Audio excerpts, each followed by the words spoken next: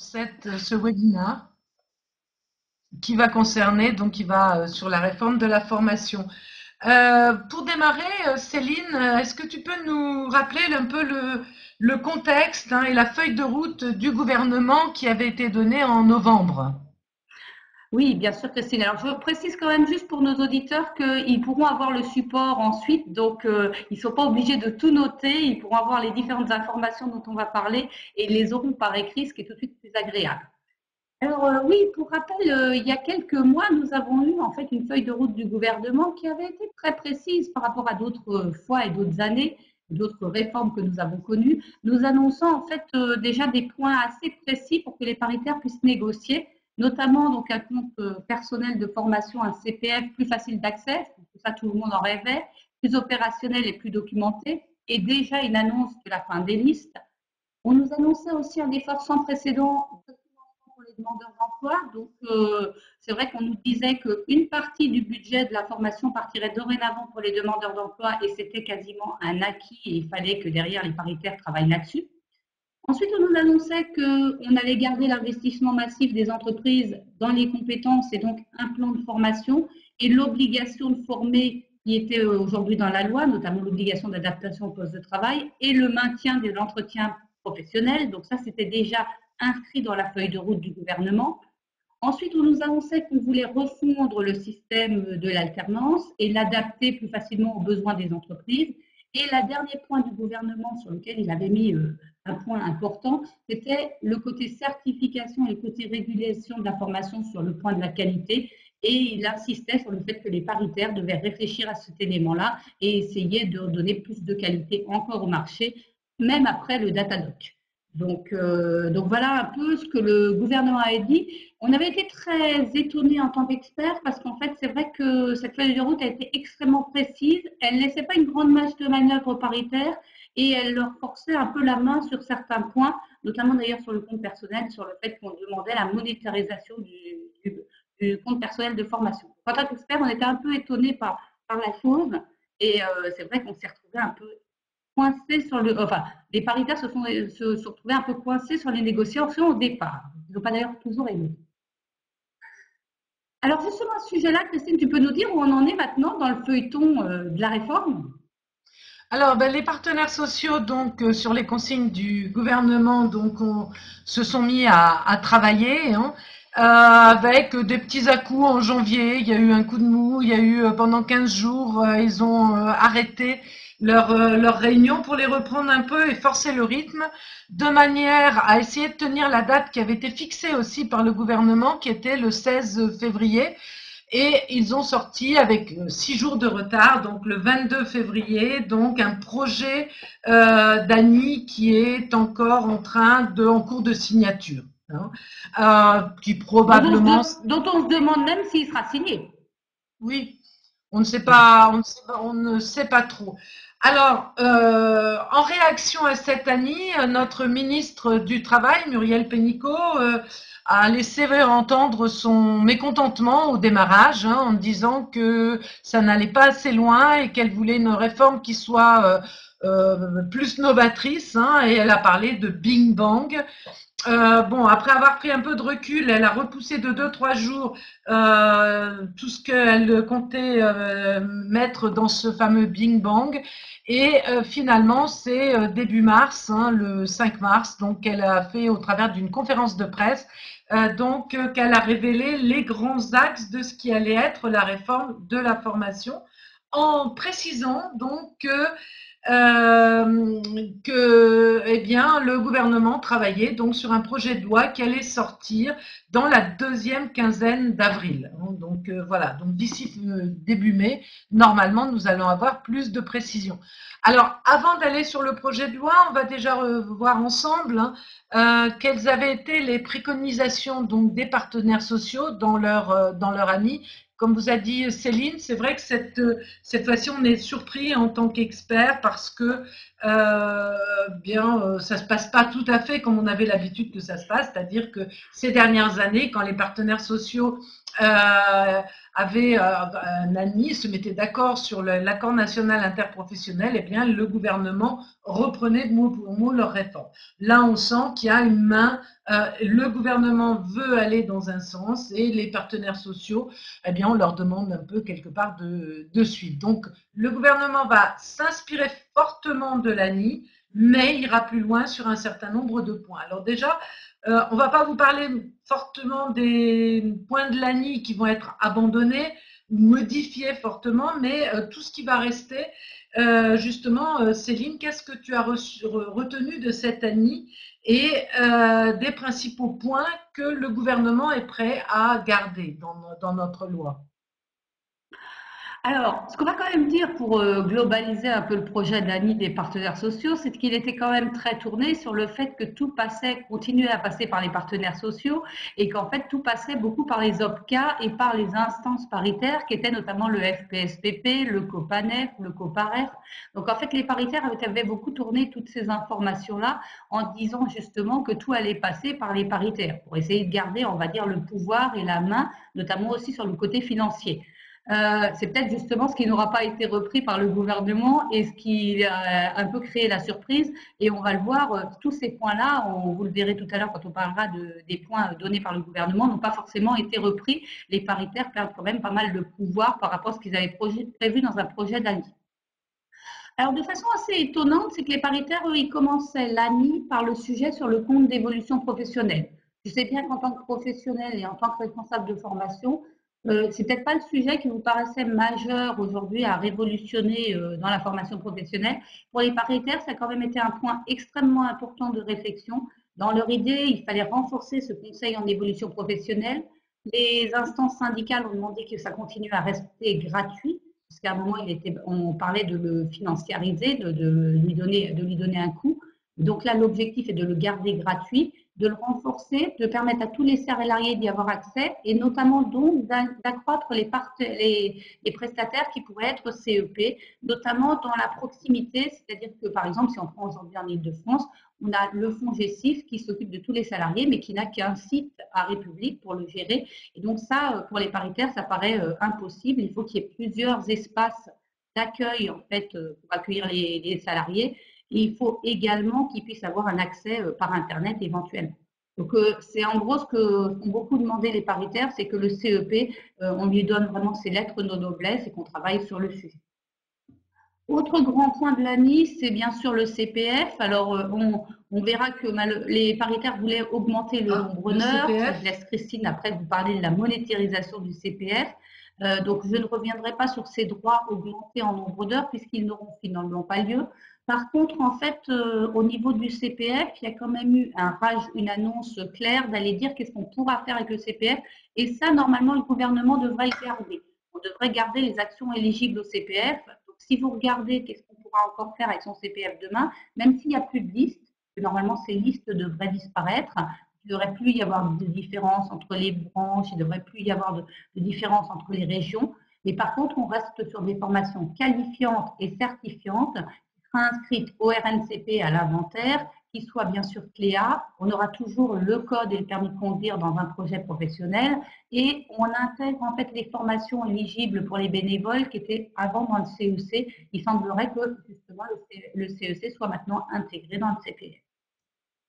Donc voilà, en gros, sur les actions éligibles, ça ne va pas tellement changer la donne, sauf qu'on allonge, on limite pas les formations du RNCP, les formations de l'inventaire, mais derrière, on reste quand même sur du certifiant et du diplômant. Donc tous ceux qui pensaient qu'on pouvait remettre du développement personnel dedans, ça risque de ne pas être possible comme c'était prévu. Autre point derrière, et là c'est deux annonces qui peuvent nous faire mal à nous en tant que service formation. La première annonce, c'est la fin du CIF. Le CIF va être transformé en CPF. Donc en fait, ça sera les mêmes heures, mais on appelle ça dorénavant un CPF de transition professionnelle. Donc les paritaires ont beaucoup échangé sur le sujet parce qu'ils voulaient quand même garder l'autorisation d'absence. Et il semblerait que dans ce CPF de transition professionnelle, en fait, on aura une autorisation d'absence qui ne sera plus donnée nécessairement par une commission comme c'était fait dans le CIF, mais qui sera donnée par le conseiller en évolution professionnelle. Donc on l'intègre en fait dans le processus. et c'est lui qui décidera si le salarié veut vraiment faire une transition professionnelle, si elle est tenable, si elle est faisable et réalisable, et dans ces cas-là, qui permettra justement que le salarié puisse avoir son autorisation d'absence. Et donc, finalement, le paiement de sa rémunération également. Autre point qui va disparaître et qui n'est peut-être d'ailleurs pas dans mon slide, je me rends compte, mais il est clairement annoncé aussi la fin de la période. Donc ça, les paritaires l'avaient plus ou moins validé aussi. Donc en fait, on perd deux dispositifs sur les dispositifs de financement. On perd et la période et le congé individuel de formation, ce qui fait beaucoup sur la liste de tous les dispositifs qu'on avait. Les paritaires valident aussi l'entretien professionnel et le confirment. Donc, pour tous ceux qui ne sont pas prêts à date ou qui n'ont pas fait leur entretien, il est largement temps de s'y mettre. Et très clairement, ils valident également le fait qu'il gardera la pénalité, la contribution supplémentaire. Reste à savoir comment elle sera financée dans l'avenir. On nous annonce, et là c'est plus un changement, on va dire, de marketing à mon sens, parce que c'est plus un changement de nom, que le plan de formation s'appellera dorénavant le plan d'adaptation et de développement des compétences. C'est un peu long à mon avis, donc il va falloir lui trouver un petit sigle, parce que ça me paraît un peu complexe à prononcer et expliquer à un collaborateur. Mais voilà, changement de marketing. Autrement, le plan, on nous annonce une simplification, et je pense que ça, personne ne se plaindra non plus, c'est la fin de la catégorisation. Donc, plus la peine, autant on intègre dans le nom l'adaptation et le développement des compétences, autant on n'aura plus besoin de catégoriser ces deux compétences-là et on n'aura plus que juste à intégrer les actions dedans. Ce qui nous arrange aussi, là les paritaires ont bien travaillé sur le sujet, c'est qu'on nous annonce une nouvelle définition de l'action de formation. Et là, je vous emmène justement la voir parce qu'elle est intéressante. On reviendra peut-être éventuellement sur la transition. Mais elle est intéressante parce qu'au lieu d'être très carré, de parler des moyens et de cadrer vraiment le projet de formation, elle va sur la notion de processus d'apprentissage en ouvrant à toutes les formes, donc en ouvrant éventuellement la possibilité du digital, mais également à la formation sur le poste de travail, à la FEST par exemple, ou à toutes les formes en fait formelles ou informelles, à distance ou en présentiel. Et donc elle donne l'objectif. L'objectif, en fait, est toujours d'adapter, d'acquérir ou de développer ses compétences professionnelles ou d'obtenir une qualification. Et ce qui reste intéressant, c'est qu'elle part de l'idée aussi qu'il y a toujours des objectifs. Donc, en fait, on a un objectif à atteindre, on reste avec les objectifs pédagogiques. Donc, la définition des paritaires n'est pas inintéressante et pourrait être en partie reprise peut-être dans la loi à venir. En tout cas, moi, je la trouve plutôt positive parce qu'elle va plutôt dans la pédagogie que dans un élément très juridique. Sur le CPF de transition, je ne vous ai pas montré le slide, mais il n'y a pas grand-chose à dire de plus que ce que je vous ai dit. On reste quand même sur de la formation qualifiante et diplômante. Et en fait, on est dans l'idée, bien sûr, de mobiliser des heures de CPF et d'être accompagné par le CEP. CEP, par contre, qui pourra éventuellement proposer des prestations finançables, notamment, par exemple, un bilan de compétences ou une VAE. Donc, en fait, ce CEP aura finalement pas mal la main sur le projet professionnel de l'individu qui a prévu de faire une transition, un peu comme c'était pour le site préalablement. Je reviens sur mon slide de départ. C'est un petit jeu, je suis désolée, je vous oblige à un petit jeu d'aller-retour, mais ça permet de voir les différents points. Bon, ensuite, les partenaires avaient pas mal travaillé sur l'alternance. Alternance qui disent, comme dans les dernières lois d'ailleurs, vouloir promouvoir absolument, vouloir travailler surtout sur la qualité de l'alternance, sur notamment le fait que les entreprises et les branches auront beaucoup plus la main en fait sur les programmes de formation et sur les parcours de formation et travailleront en lien avec les écoles. Sur le fait aussi que beaucoup plus les fonds devraient aller vers les CFA et plutôt que vers d'autres éléments. Et également une place mise en avant du tuteur, notamment aussi au moment de l'intégration, avec un travail justement au moment de l'intégration du jeune ou de l'alternant, permettre une meilleure intégration dans l'entreprise et éviter aussi au maximum les ruptures en fait. Là, les partenaires sociaux ont repris essentiellement ce qui avait été quand même la feuille de route du gouvernement. Oui, exactement. Et aussi ce qu'ils ont vu dans les différentes réunions, parce que pour rappel, ils ont fait des réunions spécifiques à l'alternance. Et donc, en fait, ils s'étaient mis une liste de points et ils ont repris, en fait, dans l'ANI, à peu près ce qui avait été donné à ce moment-là. Et on n'a pas des changements majeurs sur l'organisation. Le seul point aussi qui est intéressant, et peut-être aussi dangereux à mon avis, c'est le fait de parler de plus en plus de digitalisation dans les CFA.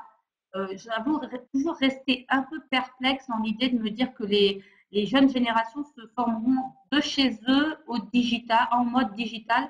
Vous allez me trouver peut-être un peu rétro, mais j'ai un jeune de 15 ans à la maison et je ne me le vois pas en train de se former tout seul derrière son écran.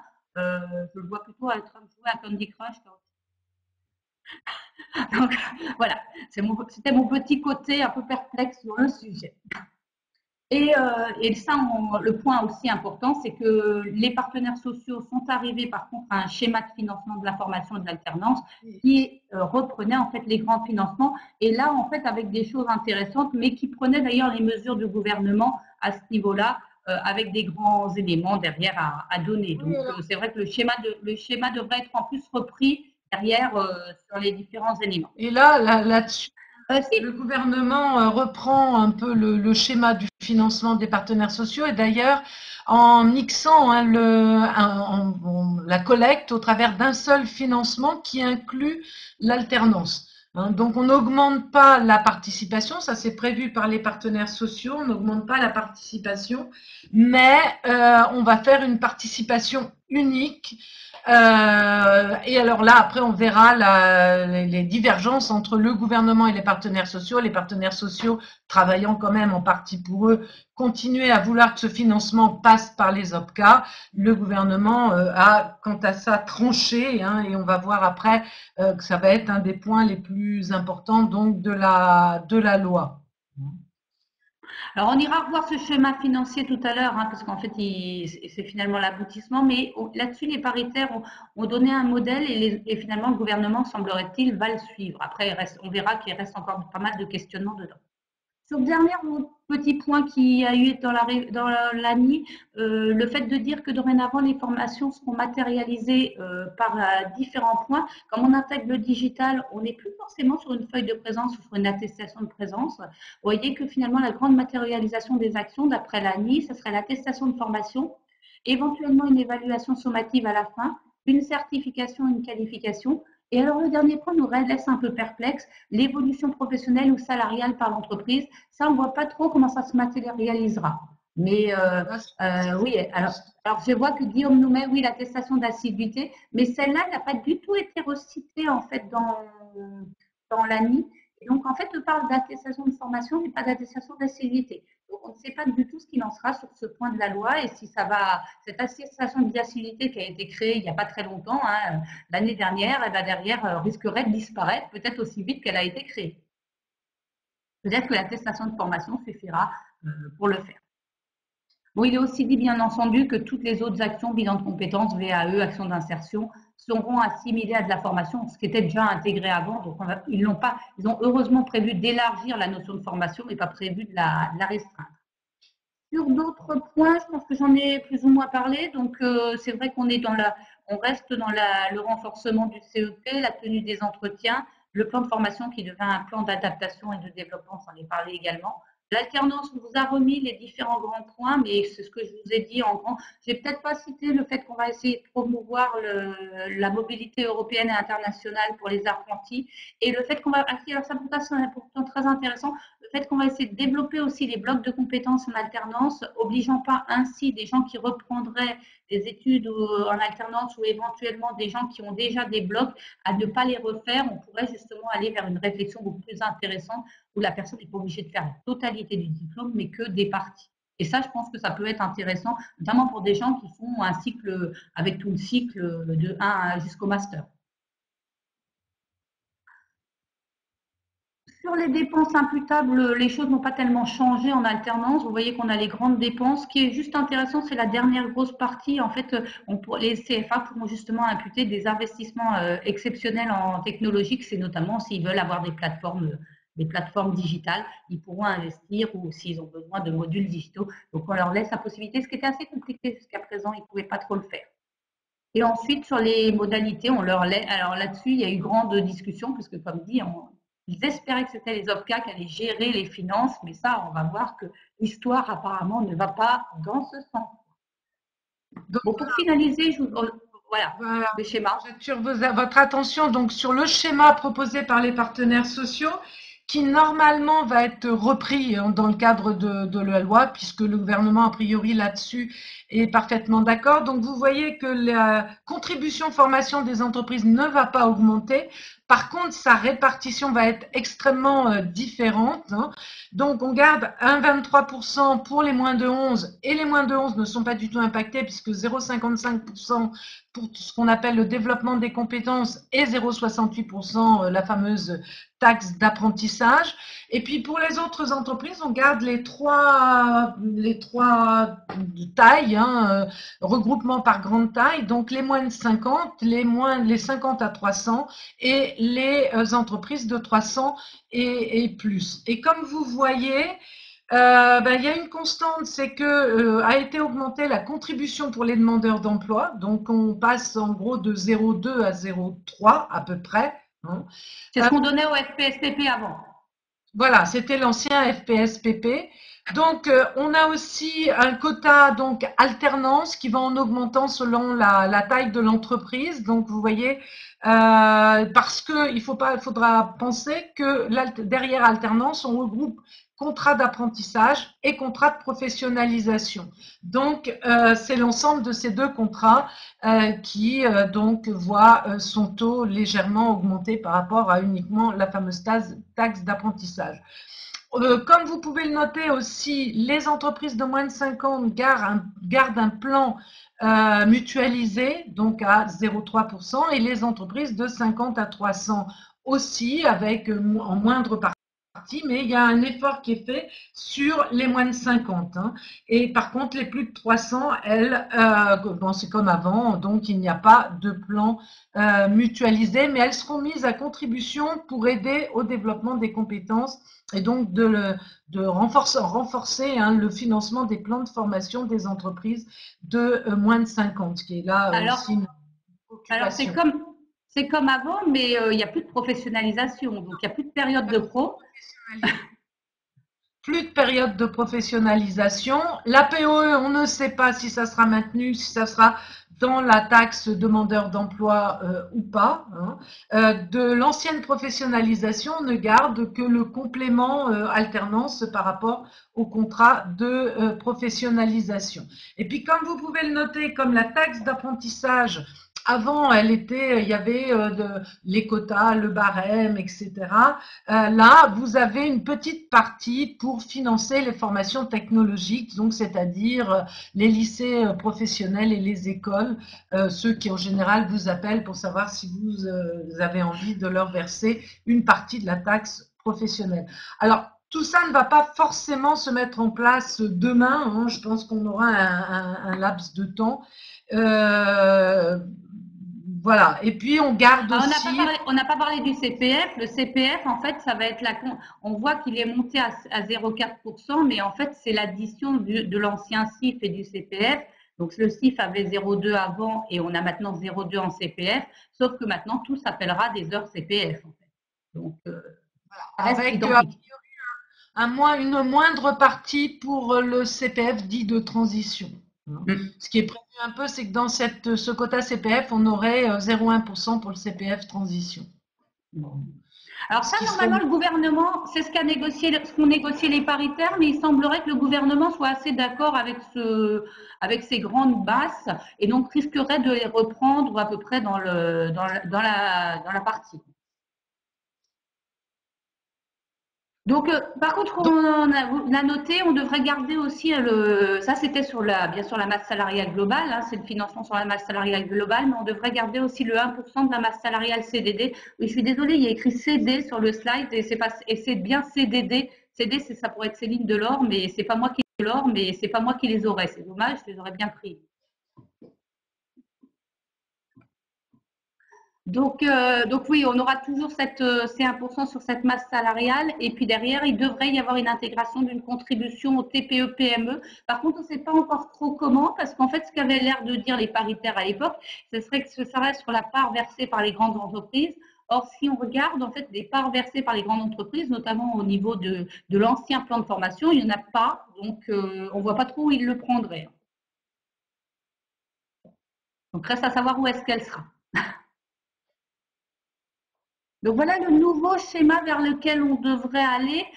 Juste un petit mot en passant, vous noterez, et on va, dans tout ce qu'on va continuer à vous dire, ça va peut-être vous étonner aussi, que le mot formation disparaît quasiment du vocabulaire, puisqu'en fait, dorénavant, on ne fera plus un plan de formation, on a maintenant une partie de contribution sur le développement des compétences, et vous allez voir sur les autres aspects qu'on va voir par le gouvernement, on perd aussi le mot de la formation. Donc en fait, on n'est plus dans l'ère de la formation, on est dans l'ère du développement des compétences.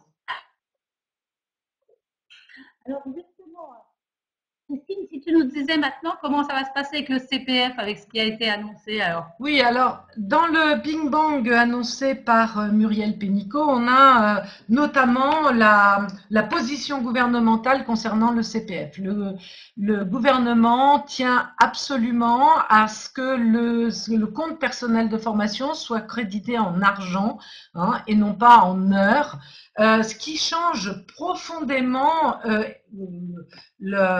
beaucoup de choses, hein, en matière, donc on va voir après, de collecte, de rôle des OPCA et autres.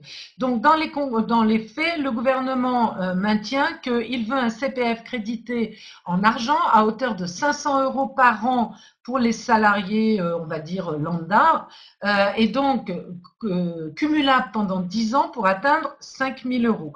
Et ça veut dire quoi? Ça veut dire que le salarié avec ses 5 000 euros au bout de 10 ans ou 500 euros au bout d'un an, donc il a le choix, pourra aller directement sur le marché de la formation et acheter la formation de son choix sans intermédiaire. Donc ça, c'est un énorme changement. Vous noterez aussi que pour les salariés non qualifiés, donc le gouvernement prévoit 800 euros au lieu des 500 et donc plafonné à 8 000 euros afin de leur permettre d'obtenir une certification ou une qualification professionnelle qui leur permettra d'évoluer. Et autre point important aussi concernant le CPF, c'est pour tous les salariés à temps partiel, hein, plus de 50%, donc auront un CPF qui sera crédité eux aussi de 500 euros par an, comme les salariés à temps plein. Alors, ça a l'air de rien, mais c'est une grande révolution, notamment pourquoi? Parce que en parallèle à ça, le gouvernement confie la collecte non plus aux OPCA, il retire la collecte des OPCA pour la confier aux URSSAF. Donc, en disant que ça va être beaucoup plus simple, hein, et ça sera beaucoup moins coûteux, il suffira de rajouter une ligne, hein, dans vos déclarations. Par rapport à ça aussi, le salarié ne passera plus par l'OPCA pour faire valider son CPF. On estime que le salarié donc est majeur et est capable de savoir quelles vont être les formations qui vont l'intéresser. Et que s'il a besoin d'aide, eh bien, il aura facilement accès au CEP. Donc là, on retrouve aussi le rôle important du CEP qui permettra d'aider les moins armés de nos salariés pour les amener vers un projet professionnel important. Et en parallèle, les autres pourront aller directement sur le marché de la formation, donc sans contrainte. Alors malheureusement, quand même, dans les limites du CPF, hein, comme vous l'a dit Céline, le gouvernement reprend les propositions a priori des partenaires sociaux. Ça ne sera pas pour acheter n'importe quelle action de formation de 2 jours ou 3 jours ou la formation qui fait plaisir. Ça sera obligatoirement des formations certifiantes, qualifiantes, inscrites au RNCP ou à l'inventaire, ou alors un bilan de compétences. Bon, après, on va rester à savoir un petit peu concrètement parlant comment tout va se mettre en place, mais c'est vrai que par rapport à la place des OPCA dans le circuit donc de la formation ou de la transformation comme on appelle, eh bien la place des OPCA elle est quelque part un peu mise de côté, hein, puisque logiquement ils n'auront plus de rôle à jouer dans le CPF. Et on ne sait pas encore exactement comment sera complètement redessiné leur rôle. La tendance, ça va être de leur dire d'abord de se rassembler. Hein, a priori, tous les articles convergent sur le fait qu'environ on ne garderait qu'une dizaine d'OPCA. Et sur 21 aujourd'hui, ce qui fait encore une belle fusion. il faut qu'il y en ait un sur deux, plus a insisté notre ministre des OPCA qui se recentrent au travers de filières métiers et qui arrêtent de gérer des branches professionnelles qui, dans certains cas, n'ont pas grand-chose à voir. Là aussi, ça renvoie à nos deux OPCA interbranches et interpro. Voilà, comment veut-il se repositionner dans les filières métiers, sachant que les filières sont un peu réparties au travers de, effectivement, plusieurs OPCA. Sachant que on parle beaucoup d'OPCA alors que l'OPCA n'existera plus, puisqu'en voilà. fait, il perd son nom, il devient un opérateur de compétences. Donc, le nouveau nom des OPCA sera opérateur de compétences. Rien que le nom me paraît un peu négatif, parce que dans le mot opérateur, moi, j'y vois quand même un nom un peu celui qui serre les boulons et qui gère, en fait, qui met un peu d'huile de tous les côtés, mais pas un côté d'accompagnateur. On aurait pu mettre accompagnateur de compétences, ça aurait peut-être déjà été plus valorisant. Et comme vous pouvez le voir, le terme paritaire disparaît. Et c'est bien ça, là où le bas blesse, c'est que quelque part, on enlève au paritaire un peu la main sur le financement de la formation. Alors ça va créer et ça soulève beaucoup d'interrogations, notamment qui va gérer le conventionnel, est-ce qu'on aura encore du conventionnel branche obligatoire, dans ce cas-là par qui passera-t-il? Enfin tout ça, on va attendre la loi pour savoir un petit peu ce qu'a prévu le gouvernement, mais c'est vrai que pour l'instant… C'est justement ce que Guillaume nous demandait. Hein. Guillaume nous demandait qu'en était-il des accords de branche qui prévoient des contributions financières supérieures. Ben ça, justement, on ne sait pas ce que ça va donner. On ne sait pas s'il restera du conventionnel. On ne sait pas si derrière, ça sera encore possible et légal. Qui c'est qui les collectera? Est-ce que ça sera l'URSSAF ou est-ce que les opérateurs de compétences continueront à l'avoir? Tout ça, c'est un grand questionnement, mais pour l'instant, on n'a aucune réponse, hein, ni du gouvernement, ni des paritaires. Est-ce qu'on va supprimer le conventionnel? Enfin bon, on ne sait pas du tout, mais les OPCA ne s'appelant plus le fait de perdre le paritaire, n'étant plus que effectivement opérateur de compétences. Bon, alors même chose, on avait confié aux OPCA, la loi de 2014 avait confié aux OPCA donc un peu le contrôle de la formation. Est-ce que ça restera ou pas? Pour l'instant, on n'a aucune information à ce sujet.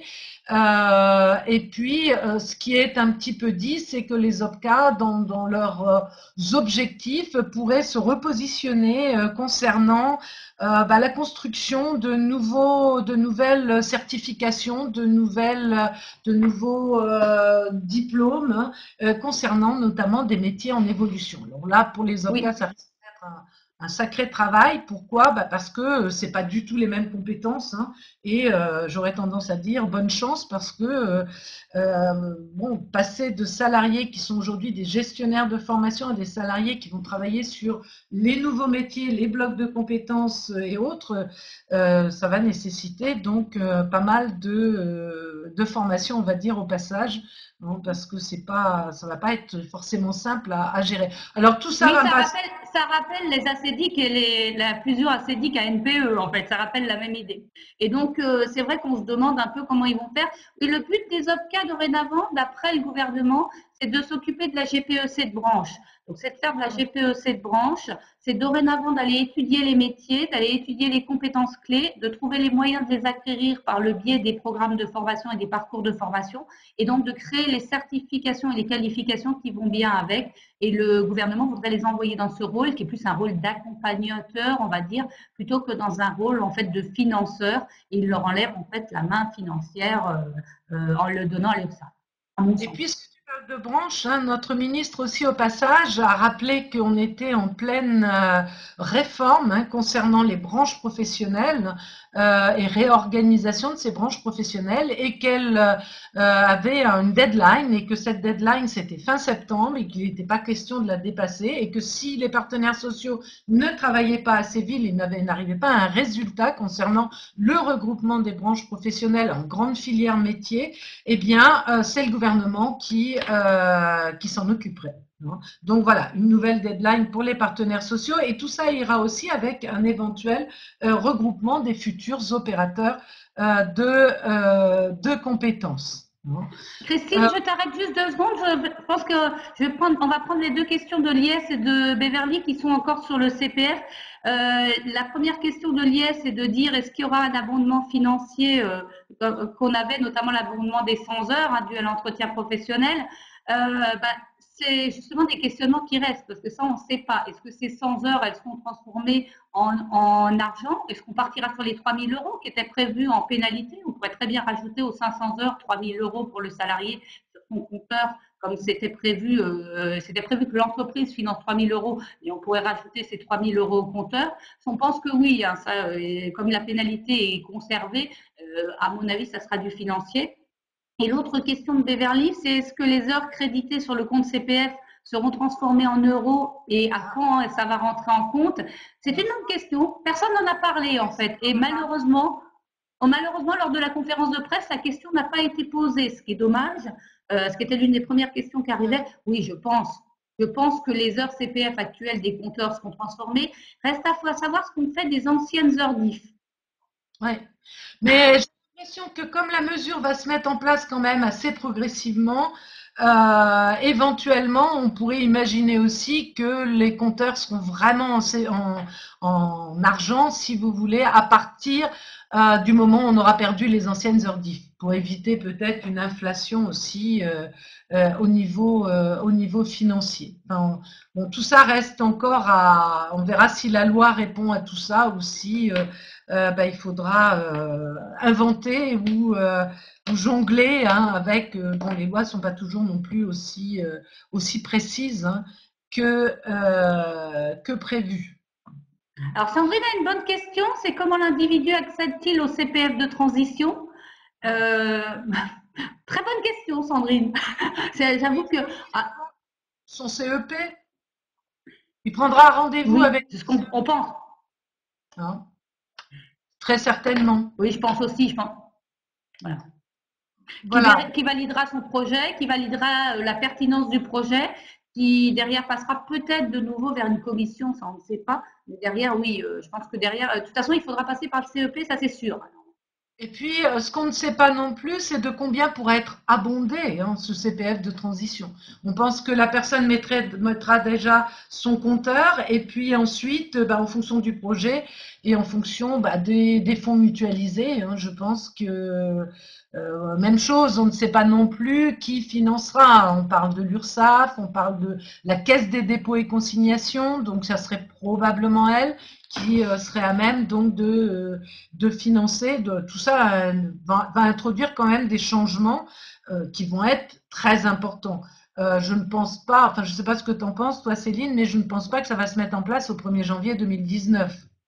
J'ai Non, l'impression il y a une petite période de transition pour que tout ça puisse s'organiser, on va dire. Sur la collecte, Parce ça que paraît c'est très difficile. Sur la collecte, ça paraît très difficile que ça soit déjà en 2019, parce que je pense on serait très en retard et ça serait très compliqué. Sur le CPF, c'est pas gagné parce qu'il semblerait qu'ils veulent aller très vite sur la monétarisation. Et oui, les élections, c'est bientôt, ça revient vite. Les 5 ans, ça va très vite. Et donc, en fait, ils voudraient y aller très vite. Donc, peut-être que sur le CPF, on pourrait arriver dès 2019 et on pourrait imaginer une collecte en 2020 avec les nouveaux financements tels qu'on les a vus. oui, on Mais c'est parle pas. pour la Constitution de 2020, mais on verra.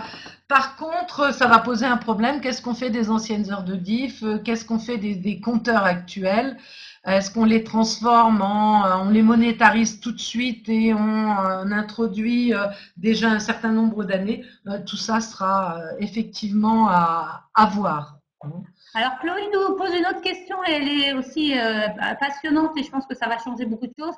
Quel sera le rôle de l'entreprise et d'un service formation dans la mise en place du CPF? Est-ce qu'il y aura toujours une interface? Alors, notre ministre a un peu répondu ces derniers temps parce elle voudrait que les entreprises prennent en main le CPF beaucoup plus qu'elles ne l'ont pris. Et elle part beaucoup dans l'idée que pour le CPF, il faut trouver du gagnant-gagnant avec le fait de passer par des accords d'entreprise où l'entreprise abonderait au CPF par le biais du plan d'adaptation et de développement des compétences. Et donc avec l'idée justement qu'on doit passer par la négociation en entreprise pour aller trouver des parcours gagnants et des moyens d'utiliser le CPF intelligemment dans la GPEC de l'entreprise. J'espère avoir répondu. Ça veut dire quand même que oui, le service formation doit prendre en main le CPF, réfléchir à quel CPF pour ses collaborateurs, comment faire du gagnant-gagnant, comment inciter les collaborateurs à donner leurs heures CPF, et ça sera même plus des heures, leurs sous-CPF et leur budget CPF, et comment le faire.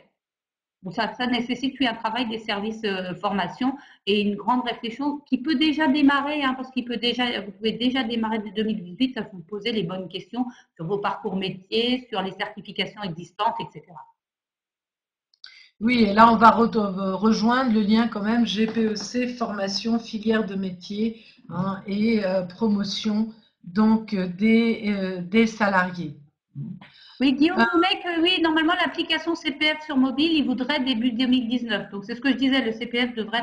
Parce que ce qu'on n'a pas dit, oui, c'est que l'idée serait aussi de créer une grande plateforme où le salarié pourrait avoir toutes les informations du type, justement, d'une plateforme où l'individu pourrait trouver toutes ses formations et être accompagné sur cette plateforme.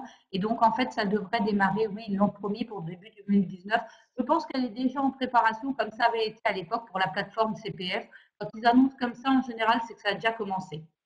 Et puisque tu parlais du rôle du service formation, je pense que le service formation va avoir aussi du travail pour, au niveau de certains salariés, hein, du travail de communication pour les aider à gérer ce nouveau CPF, gérer éventuellement un accès en ligne à travers d'une application, hein, puisqu'on parle d'une application. Bon, pour un certain nombre de salariés, je pense que ça se passera sans problème, mais pas forcément pour tout le monde.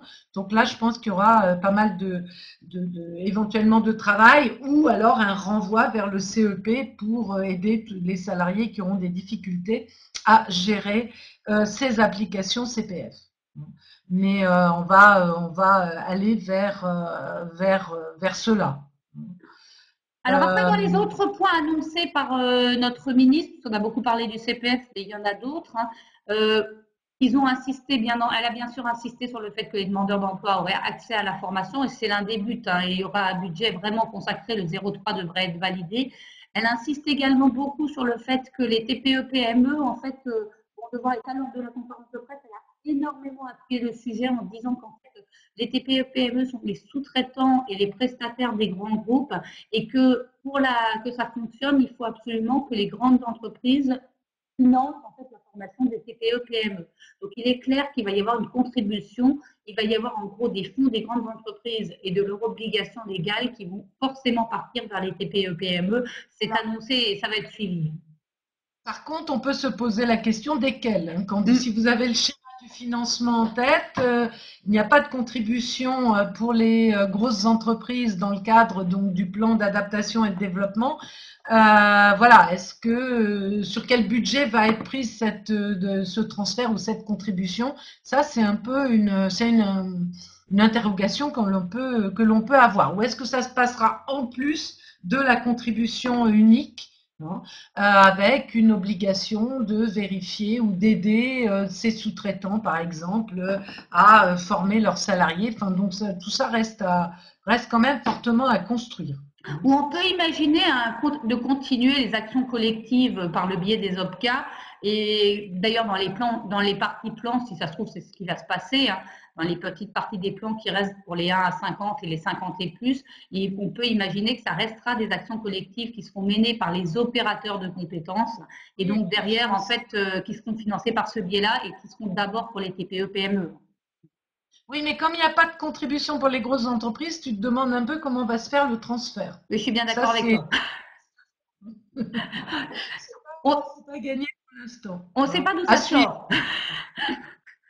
À Voilà. suivre. Ça Alors fait après, partie des Après, on nous parle d'une simplification. Donc ça, c'est vrai que pour les entreprises, c'est la fin de la taxe d'apprentissage. Alors, on vient de la terminer, donc on voit ce que ça peut représenter comme travail, puisqu'en fait, dorénavant, il y aura qu'une seule cotisation et ça devrait être l'URSSAF qui la calculera. C'est vrai qu'on peut se dire aujourd'hui, à l'ère des nouvelles technologies, qu'aller demander à l'URSSAF de faire automatiquement le calcul des 1,68% sur les masses salariales qu'ils ont automatiquement par le biais des DSN, ça paraît beaucoup plus simplifié que d'aller se faire des déclarations 2483. On a perdu, je sais bien, mais qui étaient très compliquées, et des taxes d'apprentissage qui sont aussi des bordereaux administratifs très compliqués.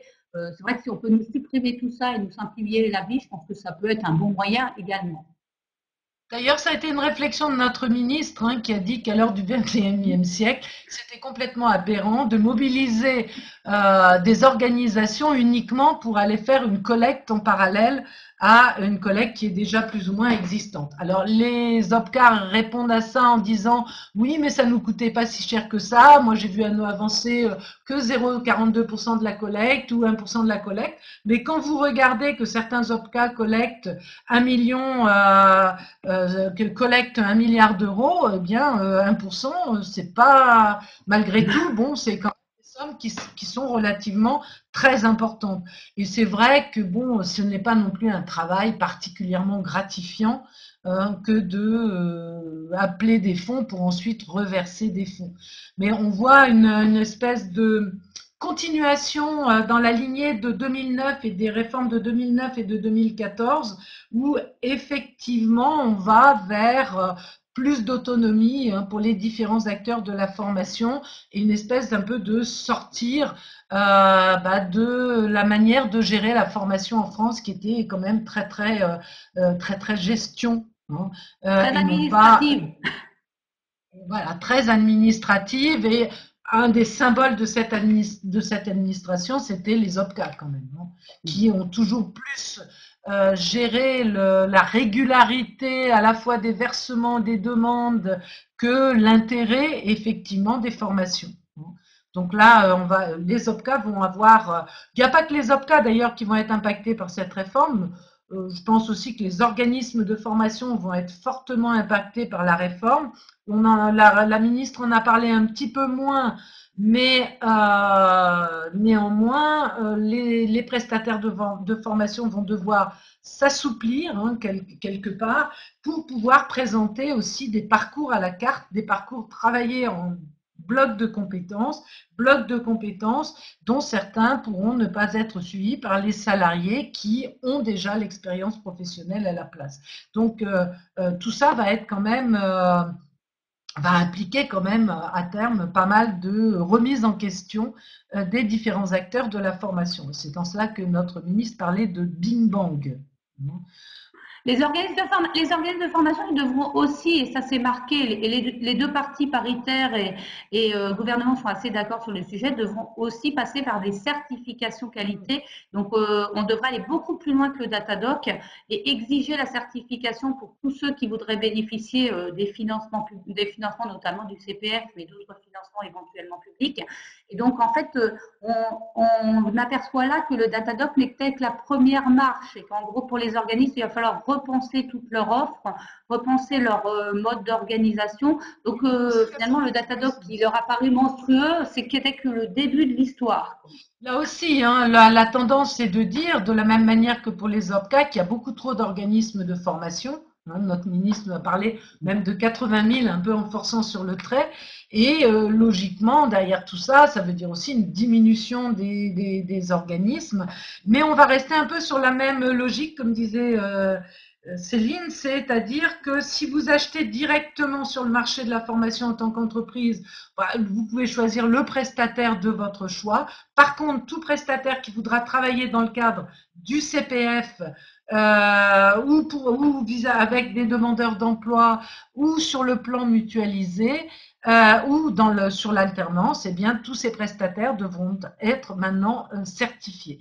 Donc, pour l'instant, les oubliés sont les formateurs, sachant que la plupart des formateurs sont indépendants.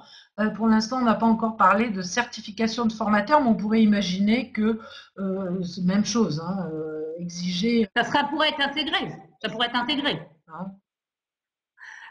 Juste une réponse justement à Guillaume. Alors, il y a plusieurs questions, mais on va y arriver, donc c'est pour ça que je n'ai pas intégré.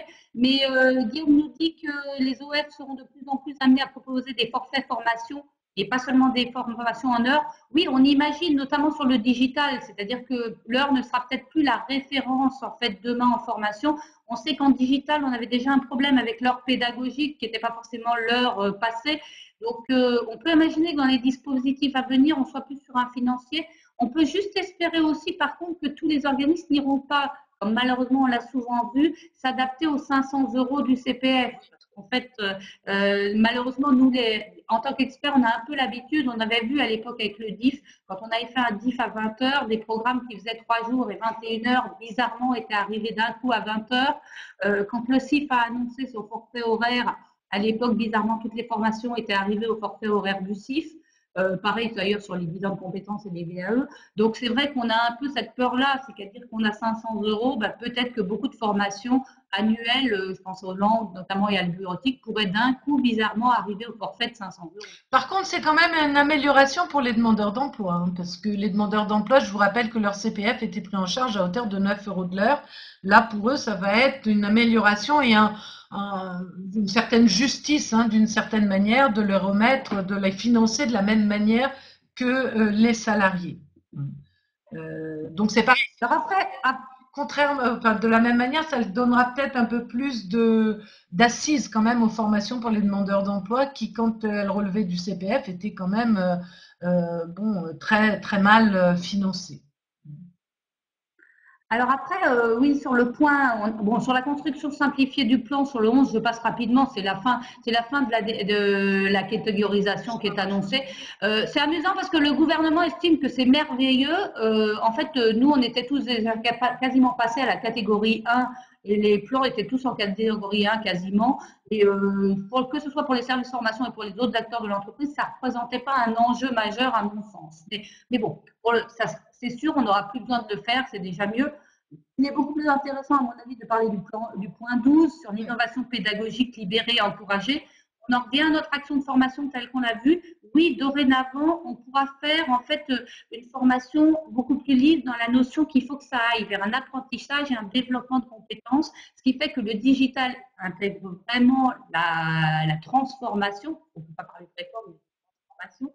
Et ensuite, derrière, on peut intégrer plein d'autres dispositifs qu'on avait toujours du mal à caser en fait dans les actions de formation. Et ça ouvre le jeu et donc justement on va pouvoir sélectionner toutes les méthodes pédagogiques adaptées au public, comme le disait Guillaume dans sa question. Donc c'est vrai que ça va ouvrir le champ des possibles pour les services de formation. Oui, et puis et pour les organismes. la formation en entreprise, la fameuse FEST, hein, donc la formation au poste de travail et autres, et puis toute innovation pédagogique intéressante. Donc c'est vrai que là, c'est pour les responsables de formation un champ de possibles, hein, qui s'ouvre à vous pour essayer de trouver la forme pédagogique la mieux adaptée à l'acquisition ou de compétences ou à l'adaptation de vos salariés, hein, en fonction donc de leur profil. Alors, je prends la question de Liette qui nous demande si les OPCA vont disparaître ou s'ils sont amenés à disparaître. Ils vont se transformer. Ils vont se transformer. Voilà. Comme certains métiers qui disparaissent, la ministre nous l'a annoncé, et d'autres qui apparaissent, bon, ben, les OPCA, il y en a peut-être certains qui vont disparaître et d'autres qui vont se transformer. Ils ne vont pas augmenter. Ça, c'est sûr qu'on n'en aura pas plus. On est sûr qu'on en aura moins. Et très clairement, oui, ils vont devoir passer d'un monde très financier où ils géraient les fonds et où, en gros, ils étaient dans un monde où ils étaient plutôt dans je donne les règles et je vérifie la conformité juridique. Aujourd'hui, ils vont devoir passer plus à un mode service client, on va dire, et plus à un mode, je suis en accompagnement des entreprises, je les aide dans leur GPEC, je leur fais un point sur ce qui se passe dans la branche, je les accompagne et je les accompagne au quotidien sur leurs projets et notamment pour trouver les bonnes formations et construire des formations de demain. Donc c'est vrai que c'est un nouveau rôle. Je ne suis pas sûre qu'ils ont les publics pour à l'intérieur en ce moment, malheureusement. Oui. Alors, ce sera plus l'OPCA. Bon, si vous ne me versez pas le plan libre, vous n'aurez pas tel ou tel avantage. Ça sera bien sûr le qualitatif. Qu'est-ce qu'on peut faire? Et d'une certaine manière, ils pourront peut-être garder un rôle auprès des entreprises, mais ça va se rapprocher d'un rôle de conseil. Alors là aussi, comment sera financé ce conseil? Ça, c'est toutes les questions qu'on peut se poser aujourd'hui. Est-ce qu'il y aura un reversement de l'URSSAF aux OPCA? Voilà, ça Est-ce que les c'est. entreprises iront vers les OPCA pour aller voir un conseil aussi? Voilà. Rappelons-nous quand même que la France est le seul pays où on a des OPCA et que dans le cadre d'une harmonisation à la fois européenne et mondiale, l'OPCA est quand même un partenaire un peu incongru hein, dans le monde de la formation professionnelle. Donc, qu'il se transforme petit à petit en prestataire de conseil, pourquoi pas? On pourrait imaginer que ça irait plutôt dans ce sens-là, avec dans un premier temps encore un certain nombre de rôles, puisque bien sûr, je pense que le souci du gouvernement, ça va être aussi de ne pas mettre au chômage tous les salariés des OPCA, donc de leur donner aussi le temps de se transformer. Alors, Mais Guillaume dit comme qu'il pourrait s'occuper aussi du suivi des entretiens professionnels. Ça pourrait aussi être un rôle. Pourquoi pas? oui, tout dépend si on laisse le rôle de contrôleur ou pas. Mm. Hein. Donc, Voilà. oui, parce qu'on ne sait Parce pas. que On ne pour sait pas qui c'est qui, par exemple, à qui on versera les 3 000 euros de pénalité. Parce qu'avant, ça devait être aux OPCA, mais on ne sait pas si à qui ça sera là. Normalement, on pourrait imaginer que ça serait plutôt à la Caisse des dépôts et consignations ou à l'URSSAF. oui, après, qui restera le contrôle, qui assurera le contrôle de ces entretiens? Est-ce qu'on va le maintenir chez les OPCA ou pas? De la même manière, le contrôle des organismes de formation, est-ce qu'il va rester pour l'instant, on n'a aucune information sur ces deux points. Donc, Par, on peut imaginer que dans un premier temps, ça va rester. Par contre, un des points qu'on n'a pas évoqué, qui est pourtant important et qui a été la grande bombe aussi chez les paritaires, c'est l'annonce de la fin de certaines institutions qui avaient été créées, il y a d'ailleurs par la précédente réforme, comme notamment le FPSPP et les instances dirigeantes que sont le CNEFOP, le CREFOP. Donc, toutes ces instances qui avaient été créées par la précédente réforme vont totalement disparaître et vont être transformées en un grand mastodonte qui va s'appeler France Développement. Donc, ce France Développement devrait justement s'occuper de valider la pertinence des textes de loi, des décrets, d'aller gérer toutes les parties que gérait le FPSPP, notamment sur des grands projets d'entreprise, etc., d'aller gérer la politique et la stratégie de la formation et de l'emploi en France. Donc, en fait, on nous annonce la création d'un grand monstre qu'on appelle aussi France Compétences, a encore le mot compétence qui est revenu. Oui, France Compétences, j'ai dit France Performance, non, c'est France Compétences, excusez-moi. Et ce France Compétences, on revient au mot de compétence. Et donc, en fait, les paritaires, ils perdent un grand poids, puisqu'avant, ils avaient la main sur la plupart des instances. Mais derrière, maintenant, il y aura ce France Compétences où ils seront trois, en fait, à piloter en tripartisme, mais à égalité, en fait, pour les trois, les régions, l'État et les paritaires. Donc les paritaires, ils n'ont qu'un tiers du pouvoir. Par rapport à ce qu'ils avaient avant, c'est quand même très très peu. Et c'est là-dessus qu'on est assez étonné parce qu'en fait, on s'attendait vraiment à des élections beaucoup plus difficiles, on veut dire, ces prochains temps. Et on n'a pas encore pour l'instant des réactions trop directes. Peut-être qu'ils sont en train de digérer l'information avant de voir comment on la traiter. Parce que ça, entre guillemets, si on schématise, en gros, les paritaires entre l'ANI, où ils s'imaginaient avoir beaucoup de pouvoir et prendre beaucoup de pouvoir, et ce qui est finalement sorti par le gouvernement, ils ont perdu et l'argent, avec la perte de la collecte par les organismes, par les opérateurs de compétences, et le pouvoir avec le moment où justement ils perdent une grosse partie du pouvoir dans France Compétences. Donc comment ils vont prendre la chose et comment ça va se passer, c'est là-dessus que c'est à suivre. Au niveau des branches, peut-être, s'ils arrivent à retravailler sur les métiers de demain, les compétences attendues des salariés, la création de nouveaux métiers à l'intérieur, donc des branches reconstituées, puisque l'idée, c'est quand même d'avoir beaucoup moins de branches hein, que nous en avons actuellement, parce que je vous rappelle qu'il y en a 700 aujourd'hui, et encore, on ne sait pas vraiment les compter toutes. Hein.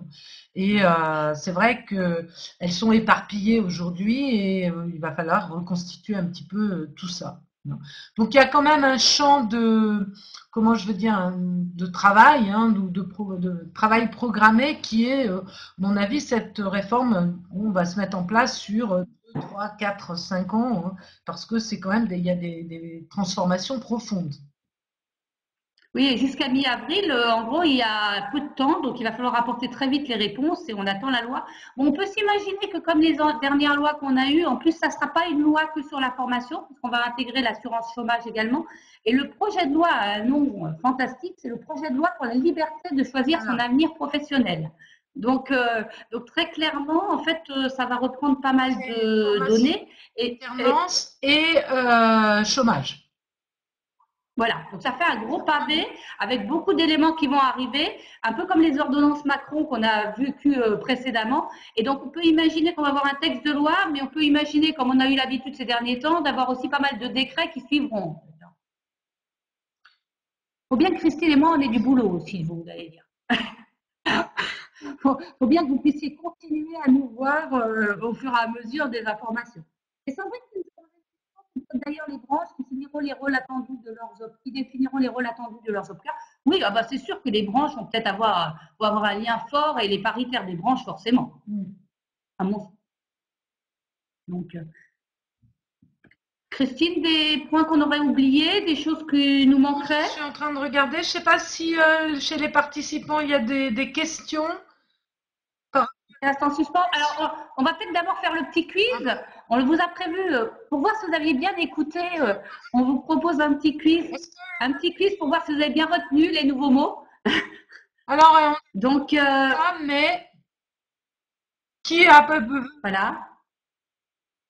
à la place d'OPCA, comment vous allez appeler cet organisme? Opérateur de compétences. Voilà, Blaise a suivi. Et Pauline aussi. Très bien. Alors, je continue. Donc, Le FPSPP va disparaître, hein, et va se cacher derrière ou être englouti par. exactement, Guillaume, c'est bien France Compétences. Donc, Sandrine aussi avait suivi. Très bien. Nous ne dirons plus non Donc, plus CIF, mais oui, Guillaume, exactement. CPF de transition. voilà, le plan de Julie aussi avait suivi. pour. Alors, celui-là est plus dur. Ouais. Oh, il est plus long surtout. Vous allez ensuite pouvoir faire le petit quiz dans vos équipes pour voir s'ils ont suivi. Ouais. Donc, ce n'est pas plan de Voilà. mais plan de. Voilà, Chloé a raison. Plan d'adaptation et de développement des compétences. Bravo, Chloé. C'est un peu long, je reconnais. Hein. Plus de réforme, mais de. Là, c'est plus facile parce que vous avez devant vous. La réponse. Il y a le corrigé au-dessus. Ouais. Le gouvernement ne veut pas réformer, mais il veut transformer. Exactement, Sandrine. Pas de réforme, mais de transformation. Exactement. Et notre... Voilà, c'était juste un petit moyen de reprendre avec vous les grands noms et puis les nouveaux mots qu'on va avoir dans notre glossaire de la formation qui vont justement, il va falloir s'y habituer, hein, parce qu'on avait l'habitude de dire nos OPCA, on avait parlé souvent du CIF, du plan de formation aussi. Il faut s'habituer aux nouveaux noms. Donc, il va falloir sortir les anciens de nos tablettes et ça va pas être simple.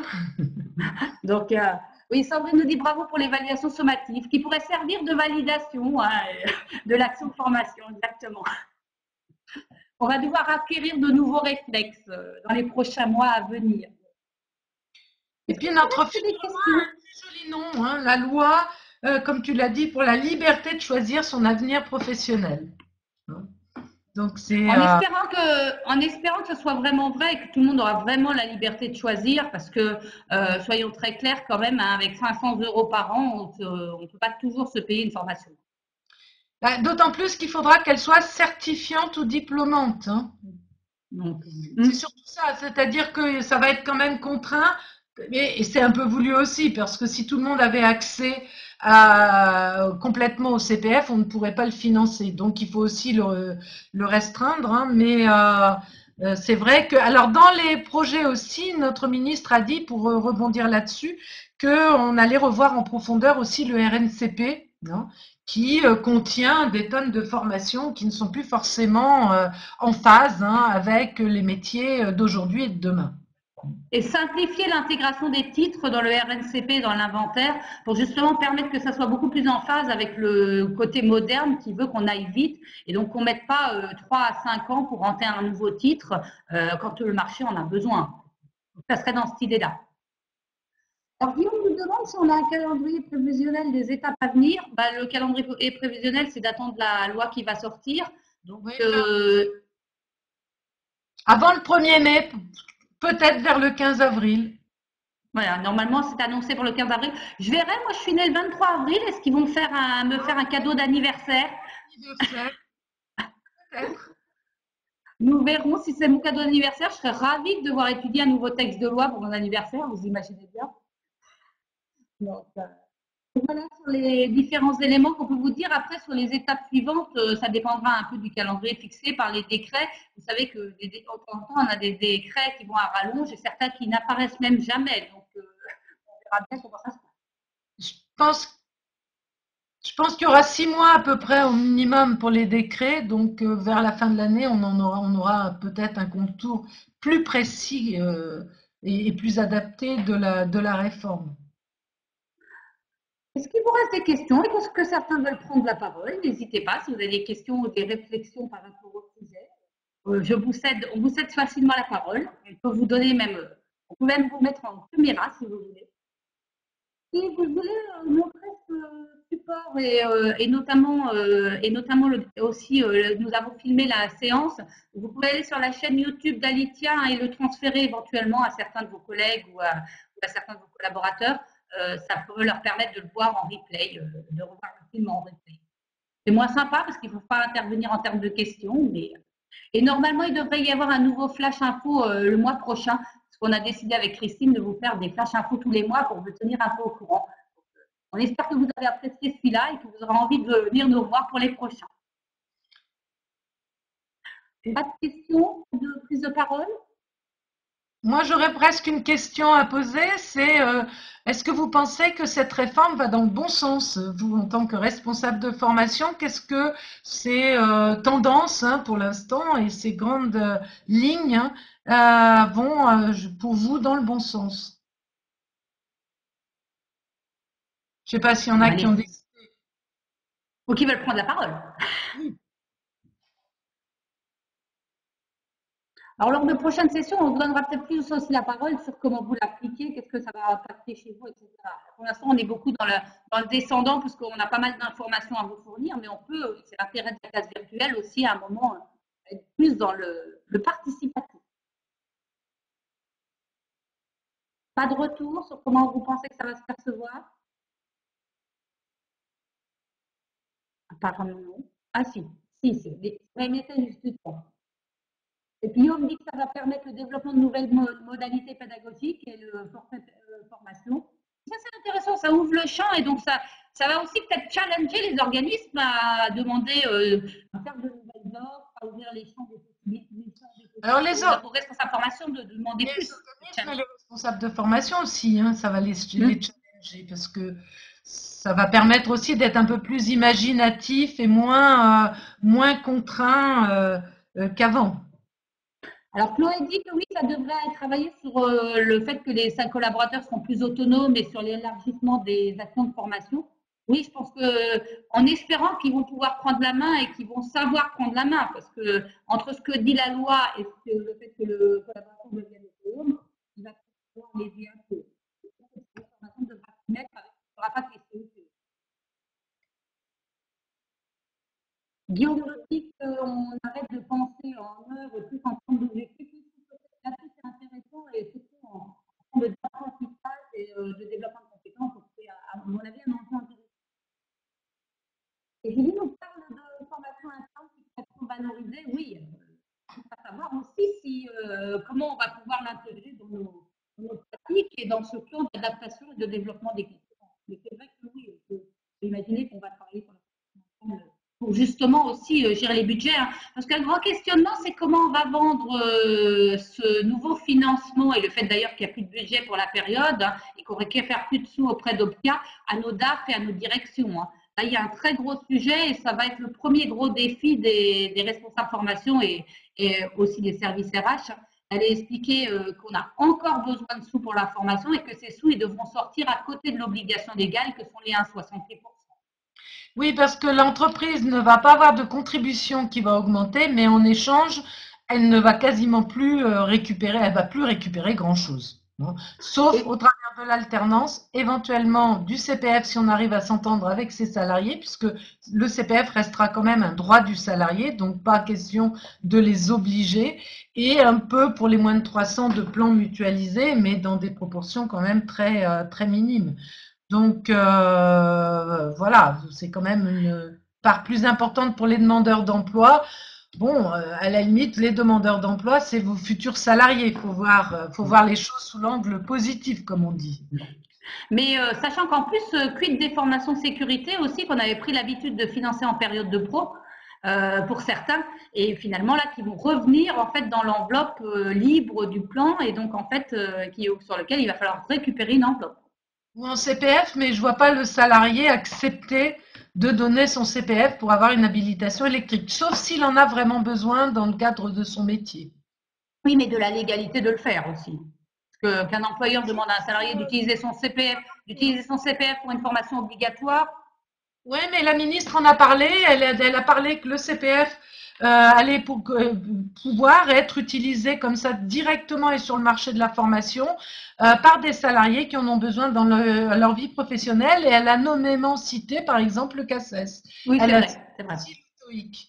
Donc, ça veut dire qu'à mon avis, ça restera, sauf que voilà, il va falloir que vos salariés aient très envie d'utiliser leur CPF pour avoir, mais selon la ministre, bon, ben, un bon nombre de salariés sur certains métiers rêvent d'avoir un CACES qu'on ne leur offre pas forcément en entreprise et qu'ils pourront ainsi s'acheter sur le marché de la formation. Donc, je pense que ça restera, hein. Alors, Chloé nous dit que oui, l'intérêt, je pense que ça, par contre, c'est vrai, l'intérêt de travailler sur la notion de développement de compétences et donc de travailler en formation là-dessus et de ne pas rester limité à une action de formation qui limite les champs est intéressant. Et bon, comme elle le dit, en espérant que ça ne reste pas qu'un discours, qu'on pourra vraiment le faire et qu'on aura les moyens de le faire aussi, hein, parce que comme ça, c'est au niveau de l'entreprise que ça va se décider, hein. Est-ce que les services d'État, que les directions vont nous donner les moyens d'eux? Parce que c'est beau, hein, le digital, mais encore faut-il avoir les moyens d'eux. C'est beau le co-développement, mais encore faut-il avoir les moyens d'eux, le coaching aussi, tout ça, ça se paye, hein. Ouais. Mais par contre, je pense qu'en entreprise, il y a un sujet sur lequel vous allez pouvoir réfléchir encore un peu plus que actuellement, c'est le sujet de l'évaluation.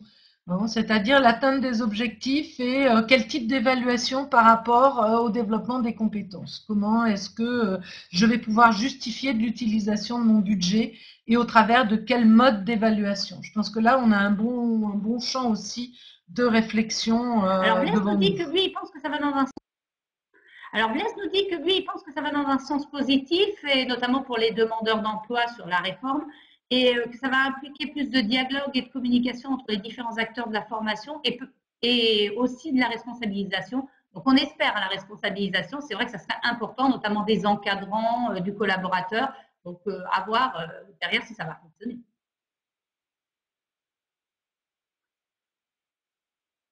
D'autres remarques, d'autres questions? Ou on s'arrête là pour cette session? N'hésitez pas, hein, de toute façon, si vous avez des questions à nous les donner, si vous avez aussi des idées de thèmes que vous voudriez qu'on aborde sur le prochain Flash Info, comme vous savez que c'est le mois prochain, s'il y a des questions qui arrivent, on pourra les traiter justement ou les intégrer dans notre support avec Christine, qui n'est bien sûr pas fait parce qu'on ne sait pas du tout ce qui va se passer dans le prochain mois. On attend les réactions des uns et des autres et puis on vous tiendra au courant du feuilleton de la réforme de la formation lors du prochain Flash Info. Voilà, il nous reste à vous remercier de nous avoir écoutés et d'avoir participé activement aux questions. Très bonne journée à tous et très bonne mise en place de cette réforme. À bientôt. À bientôt.